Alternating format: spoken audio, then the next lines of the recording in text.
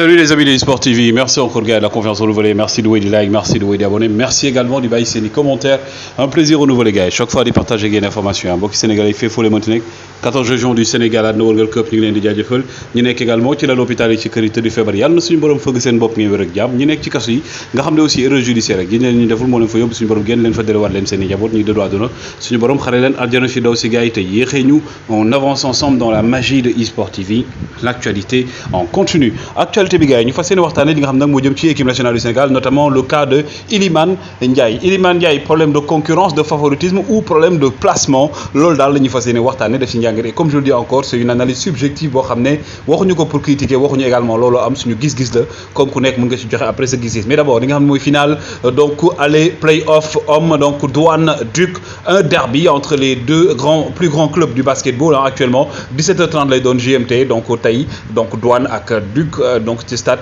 Marius Ndiaye jour de match également U17 yu jëm ci tournoi UFOA yu Sénégal ñoom ñoo war a dajeeg li nga xam mooy Mali ñoom naan nag ku ci gagné tey 18h lay doon nag ci stade Cheikh Boudia yow yaay nekk premier ci sa poule gaynde yi nga xam ne aussi seen plus grand adversaire actuellement Mali la par rapport ak phase de poule gars yi aussi insolite bi mooy ñi nga xam ne mooy cuisinier ñiy toogal maanaam waa Bayern de Munich dañoo grève li tax ñu grève nag mooy ñoom nee nañ fay ñu leen te li ko waral mooy waa Bayern ñoom ñi ngi fay waa ji ngeen gis ni également moom mooy seen patron moom la ñuy fay mais moom dafa am problème ak justice ñu bloqué ay comptes moo tax mënu leen fay Asamoah également ancien joueur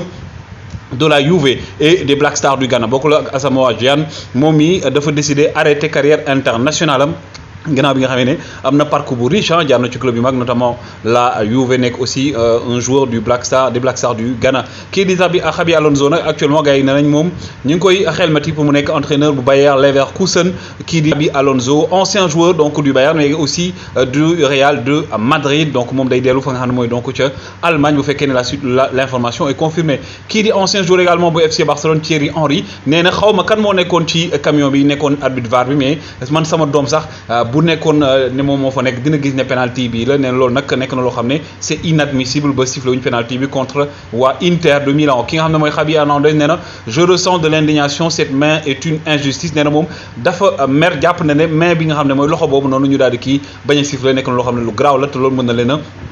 pénalisé ba jamono ji sax ñoom ñu ngi ne dañuy porter plainte ca UEFA arbitre bi nga xam ne moo doon arbitré match bi ndax gannaaw ba nga xamee ne ñoom contrôlé nañ VAR bi gis nañ ne même avec la VAR lii di donc faute bi dañ ko waroon a siffler mais siffler wuñ ko benn yoon loolu nag jur na coow du côté du FC Barcelone. Barcelone ba tey nga xam ne tamit ki nga xam ne mooy Christensen moom it gaañu mi nekk na gaañu boo xam ne jur na coow ndax gars yi dañu yaakaaroon ne gaañu bu yemamaay la rek mais dafa mel ne mbir yi daal gën naa taxar naa si ñoom nag waa Barça jamono ji seen défenseurs yi ñu ngi gaañu te loolu nag da leen di gën a impacté par rapport ak solidité défensive bi ñu amoon kii nag di également Jonathan Klaus l'arrière donc droit de Marseille moom nag dafa am blessure bi nag lu tolloo fukki fan lay toog du jouer donc fii ak le 16 octobre daal lañu yaakaar mu ñëw mu nekk derby diggante Marseille ak Paris Saint-Germain également nekk club yi nga xam ne moo battre record nombre de buts ci match de poule Ligue des Champions loolu saison 2017-2018 la woon Cavani Mbappé la woon ak Neymar 25 buts lañu am ren nag ñii di waa Napoli ñoom ñu ngi ñëw di jéem a jege ñoom ils sont à 13 buts le Napoli Erling Braut Haaland également ñi ngeen gis ni yëpp donc dugal ay hat-trick donc nombre de matchs yi ñu ko dugalee nii Haaland nag moo ne battre record moom 8 matchs la am donc ñetti hat-trick Ronaldo il lui a fallu 232 Son 240 Drogba 254 Vardy 278 également pour la première fois de l'histoire de la Ligue 1 française ñu joué 9 journées équipe yoo xam ne équipe yoo xam ne amuñu défaite muy Paris Saint-Germain Marseille ak Lens Paris 8 victoires benn nul Marseille 7 victoires 2 nuls Lens 6 victoires 3 nuls kii di aussi Samba Diallo qui se débutant qui se montre beaucoup plus performant mi ngi ñëw di wane boppam Samba Diallo qui se détache aussi Samba Diallo mi nga xam ne actuellement donc waa Dynamo de Kiev dañ ko woo ci seen groupe A bi moom xam nga U19 bi la nekkoon dañ ko woo nag ci groupe professionnel bi boole ko ci seen groupe bi war a dem jongante ak ñi nga xam ne mooy ren donc jëm ci li nga xam ne mooy Ligue Europa donc ñoom ñi di seen troisième match ngeen gis ne Samba Diallo il figure parmi les attaquants qui ont été convoqués loolu c'est une bonne chose pour l'attaquant sénégalais bonne chose aussi et bonne nouvelle pour ki nga xam ne mooy donc kii di Noah Fadiga gannaaw bi mu amee nag commotion bi ñu amoon commotion cérébrale bi reprendre nag nga xam ne mooy tàggat yaram mu ngeen gis ko nii moom mi nga xam ne il est titulaire indiscutable du côté bien entendu de son club muy Brest kii aussi la ñuy waxtaanee muy Iliman Ndiaye de Iliman Ndiaye nag gars yi nekk loo xam ne fi mu ne nii question la jur ci li nga xam ne nag mooy bopp sénégalais ak aussi ay interrogation jëm si lu tax Iliman Ndiaye Aliou Cissé gëmu ko wala boog Aliou Cissé jox ko chance am wala boog lu tax Iliman Ndiaye du jouer ku nekk nag am nga si sa gis-gis ñenn ñi nag jàpp ne lii di prétexte bi Aliou Cissé joxe woon conférence de presse ma wax ne saa su nekk ne xëy na nit ñi niñ ko déggee moo bokkul jëm si ne les champions d'Afrique ñoom il faut que ñu jox leen ci champion d'Afrique ñenn ñi jàpp ne c'est pas parce que da nga war a nekk champion d'Afrique que forcément da nga war a titulaire Aliou Cissé depuis que Iliman Ndiaye bi mu fi ñëwee ba Iliman Ndiaye n'a pas eu un temps de jeu conséquent donc musta jouer lu mat 30 minutes ci terrain pour ñu daal di koy natt xool fan la toll Aliou Cissé nag ba jongante bi passé Sénégalais yi génn kaas journalistes yi laaj ko dafa ne Aliou kii di Iliman Ndiaye concurrence bi am équipe nationale moo tax moom mënu ko titulariser parce que dafa am yenn joueurs yoo xam ne da leen fi fekk mais gëm na ne booy bi c'est un bosseur man nag fi may defee mooy analyse bi par rapport ak profil Iliman Ndiaye parce que damay bañ aussi gars yi ngeen juum wala boog ñu juum ñun ñëpp sax lay wax ci profil Iliman Ndiaye parce que Aliou Cissé dafa ne yu si mel ne ay ñoom Boulaye Dia ay ñoom Ahmadou Bamba Dieng ñooñu la nekkal concurrence par rapport ak postam léegi man damay wax benn affaire mooy que ne c'est vrai Iliman Ndiaye c'est un joueur boo xam ne balaa maa ñëw ci fonction principale am wala rôle principal wala poste principal am plutôt mooy ne c'est un joueur boo xam ne il peut jouer je précise il peut maanaam mën na laa wax mën na jouer comme neuf de pointe wala boog comme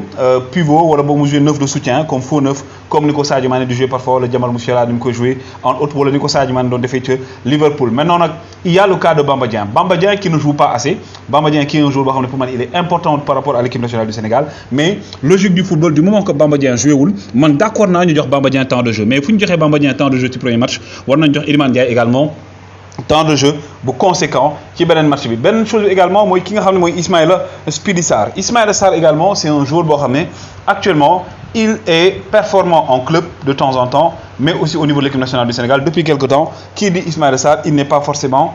performant donc aujourd'hui kii di Iliman Ndiaye mën na dugg ci li tubaab bi naan turnover donc mën na dugg maanaam ci li nga xam ne mooy changement yi am diggante joueurs yi pour un peu faire également régner la concurrence dans l'équipe nationale du Sénégal mais man sama gis mooy équipe nationale du Sénégal amagul benn concurrence bi Crépin Diatta est revenu de blessure bu métti la jógee Crépin qui pour moi n'est pas encore au top de sa forme fu ñu demee bay jox Crépin Diatta également temps de jeu bu conséquent war nañ mën a jox aussi yenn joueurs yu ci mel ne Ismaïla Jacob mais surtout Iliman Ndiaye temps de jeu parce que Iliman Ndiaye gars à la base c'est un joueur boo xam ne il est donc milieu offensif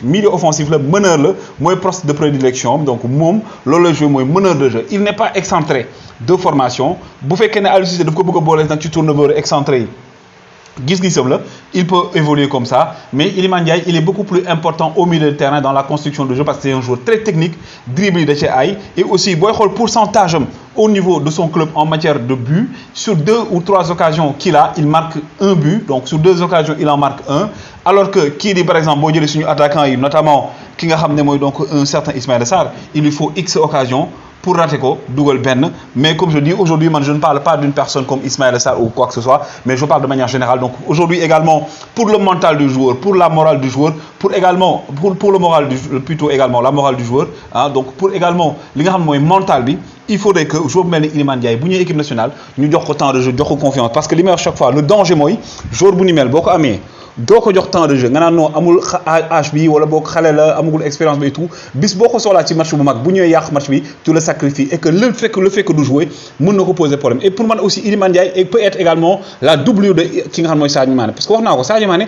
bu ñu amee problème meneur Sadio Mané nañu jouer le meneur mais Sadio Mané tey bu sonnee wala ñaanu ko yàlla mu am carton wala boog mu blessé kan moo koy remplacer au sein de l'équipe nationale du Sénégal donc jot na aussi que Aliou Cissé commencé di xalaat di may booy temps de jeu dinañ jox confiance ñu bàyyi ñun africains yi mentalité naan non booy bi xale la Europe ngay gis Kylian Mbappé il s'est révélé à quel âge à l'âge de 18 ans Messi à quel âge donc ça c'est important gars yi loolu nag analyse bu gàtt la moo doon def tey ci kaaw ki nga xam ne Iliman Ndiaye yéen joxe leen seen xalaat wala leen di like wala leen di abonné jaa ngeen jëf